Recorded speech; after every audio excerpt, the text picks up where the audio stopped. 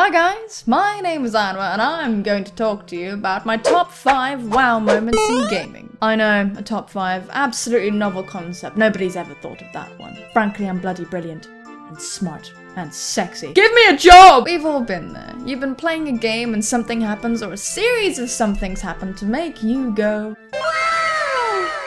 And if this hasn't happened to you, then you're playing the wrong games, you silly goosh! Here's my personal top 5. Granted, I may have forgotten a few moments in time, but I'll probably make a separate video for those games that I played as a kid. Regardless, these are moments that did stick out to me. Disclaimer!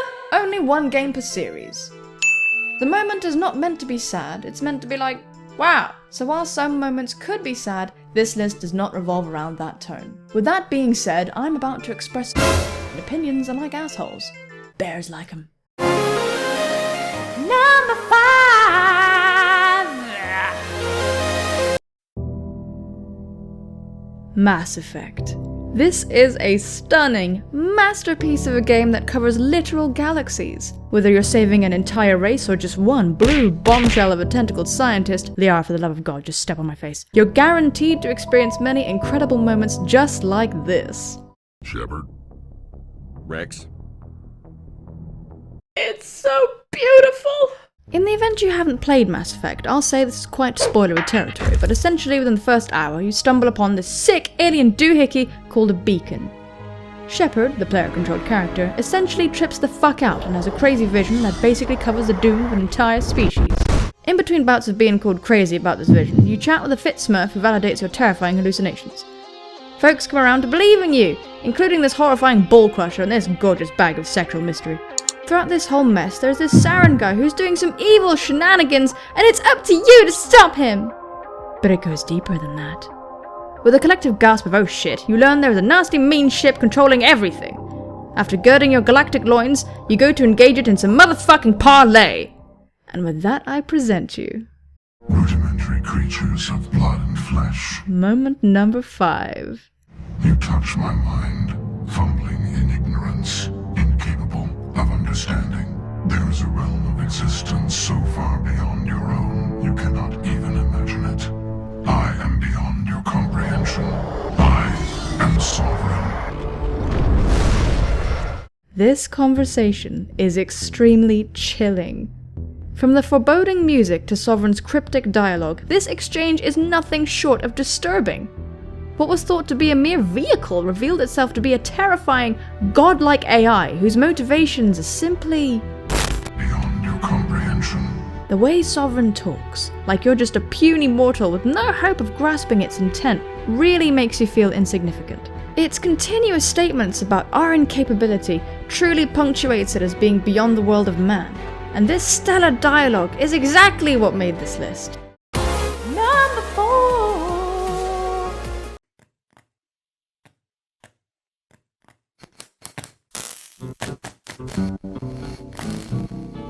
Ah, the Wasteland. Truly a place of beauty and magnificence. Oh god! I don't know how Bethesda does it. Even through a sea of nuclear radiation, naked mole rats, terrifying glitches, and faces that have literally struck every single branch of the ugly tree, they continue to impress and hold our attention. I'd just gotten my PS3. My first games on it were Prince of Persia and Mirror's Edge. I was so happy with the stunning graphics, but there was a void in me that I didn't know I had. Enter Fallout 3. There are many hours sunk into this game and many, many moments to be had, but this one takes it home for me.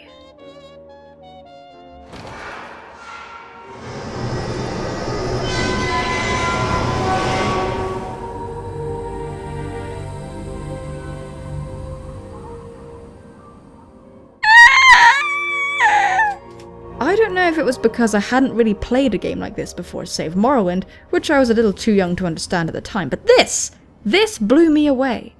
This one moment, stepping out of a nuclear vault, the place where my character had spent their entire life, stark and metallic, to then experiencing the blinding sunlight and the smoky air.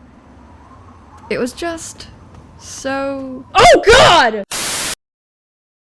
Number 3.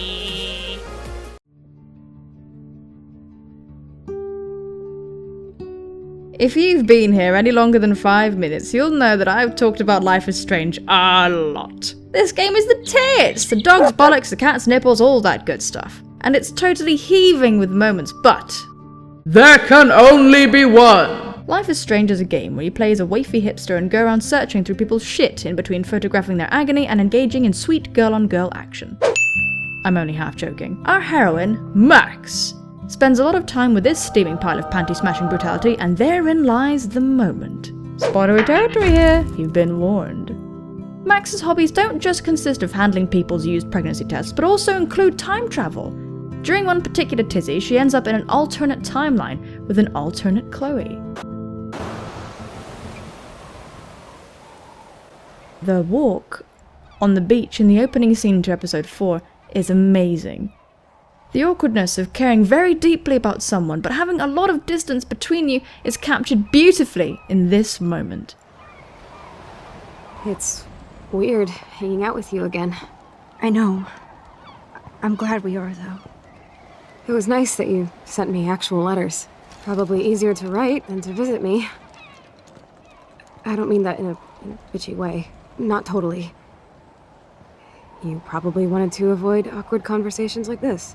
Events unfolded in such a way that Max feels responsible for Chloe's state of being, and the guilt, love, platonic or otherwise, is evident in this heart-wrenching exchange. From Chloe's lamentation to the lullaby of the waves, everything about this moment is a feat in writing and atmosphere. Number 2! I like this game like I like my women. Bloody! Dark Souls is very detail-orientated. The NPCs don't say much, but you get a solid impression of what everyone is like based on just a few lines. You hear about this great knight Artorias who mastered the art of abyss walking, the ability to move through the abyss, which in simple terms is this horrifying black stuff that consumes everything. One of the bosses is Sif, the great grey wolf. Sif is Artorias' loyal friend and companion, guarding his grave long after the latter's death and wielding Artorias' own greatsword. Sif possesses Artorias' ring, which is needed to traverse the abyss for another boss. That's all well and good, but the DLC is what truly sets the scene for this moment. Going back in time, you see Artorias is consumed by the abyss after fighting to stop its spread. Desperate to protect his companion from the darkness, he gives up his shield, his last sane act.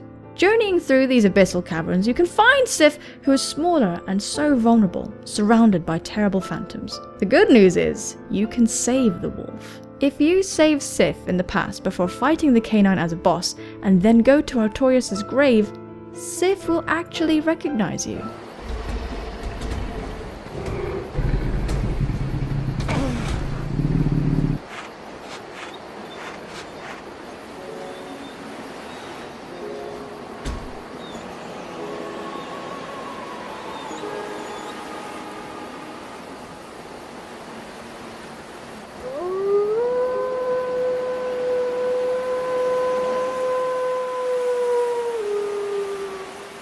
Ultimately, duty prevails.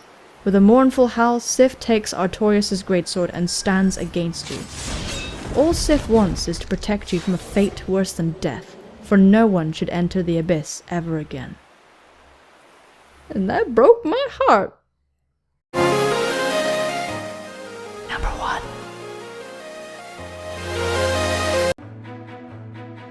Oh, Okami! Okami, Okami, Okami, Okami. Okami is such an underrated beauty of a game. You are the Shinto sun goddess Amaterasu, incarnated as a wolf. To this extent, you kick a lot of canine keister, possessing incredible powers thanks to a handy-dandy tool known as the Celestial Brush. At the start of the game, you are told the legend of Shiranui, a wolf who used to patrol the streets of this humble village called Kamiki. The villagers, having a pulse and tiny children, feared Shiranui was out to get them, and that it was a servant to the local evil demon lord, Orochi. That's an easy mistake to make. The village's warrior, Nagi, took it upon himself to slay Orochi. He was failing miserably until Shiranui appeared, and together they slew the beast! That was 100 years ago. Amaterasu begins with no powers and gains each one little by little. Thanks to your good buddy and guide Isun, you can pretty much get your point across with the people around you.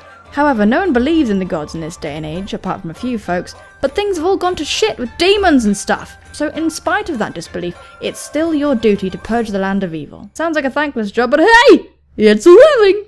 I always looked up to Shiranui.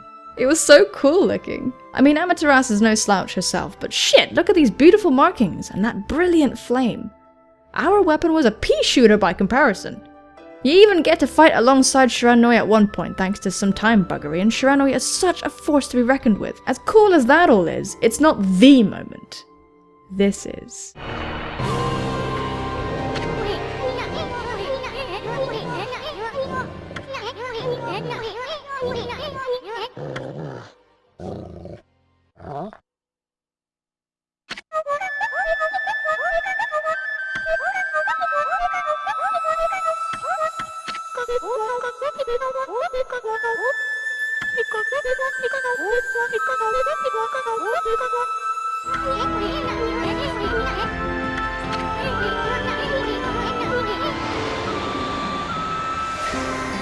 During the final boss battle, Amaterasu is brutally robbed of her powers, but thanks to your divine acts helping everyone, and Isun, your new missionary, who is spreading word of your exploits, yes, it was you who stopped the demons, you who healed the dying city, you who helped the world, people finally recognize Amaterasu for the god she is. And that belief restores her powers. So much so that Okami Shiranui is back once again. Not only that, but you get to play as Shiranui for the final battle. It's such a perfect way to express all the good you've done in this game and how far you've come that I literally cry whenever I see this moment. That's why it's my number one. And there you have it, ladies and gentlemen. Those are my top 5. Nearly held out a bunch of fingers at you, and that would have been completely inaccurate and I would have lied. But those are my top 5 favourite wow moments in gaming. At least the ones I can remember. Let me know your top 5 wow moments in gaming. If you can't think of 5, then think of 10. If you can't think of 10, think of 1. You lazy sack of shit. 10 moments would be awesome if you could think of that many, actually. But it's not a challenge. Just let me know what favourite moments you like. Yeah. So if we have any wow moments in common, that would be pretty damn cool too. If you enjoyed this video, drop a like, share it with your friends, share it with your mum, and get her to return my calls. But most importantly, take care of yourselves, and I will see you soon, my friends. Bye-bye! I am Towel Oprah! You get a towel! And you get a towel! And you get a towel! And where's my fucking senpai?